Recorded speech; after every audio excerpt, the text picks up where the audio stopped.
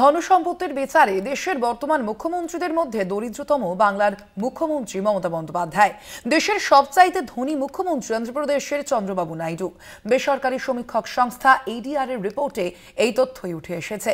অঙ্গরাজ্য এবং কেন্দ্রশাসিত অঞ্চল মিলিয়ে মোট ৩০ জন মুখ্যমন্ত্রীর সম্পত্তি সহ অন্যান্য বিষয়ে সমীক্ষা চালিয়ে সোমবার এই রিপোর্ট প্রকাশ করে ওই সংস্থা।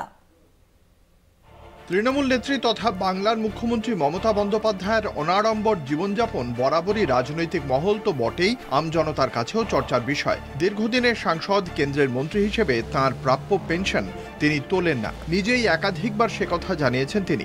বইয়ের রয়্যালটি থেকে যে অর্থ তিনি পান তাতেই তাঁর চলে যায়। অ্যাসোসিয়েশন অফ ডেমোক্রেটিক রিফর্মস বা এডিআর দেশের ৩০ মুখ্যমন্ত্রীর সম্পদের যে হিসেব প্রকাশ করেছে তাতে দেখা গিয়েছে মমতাই সবথেকে কম সম্পত্তির অধিকারী।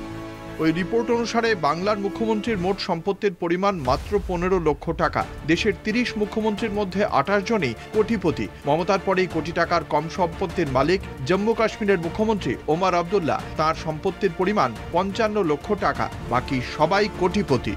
তবে তাদের মধ্যে সর্বাধিক ধনী অন্ধ্রপ্রদেশের তেলুগু দেশম পার্টির সুপ্রিমো মুখ্যমন্ত্রী চন্দ্রবাবু নাইডু। তাঁর মোট সম্পত্তির পরিমাণ ৯৩১ কোটি টাকা।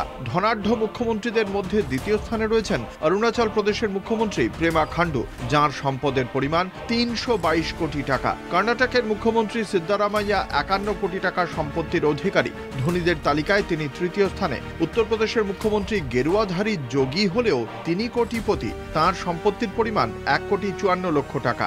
বিহারের নীতিশ কুমারের সম্পদ ১,৬৪ লক্ষ টাকা।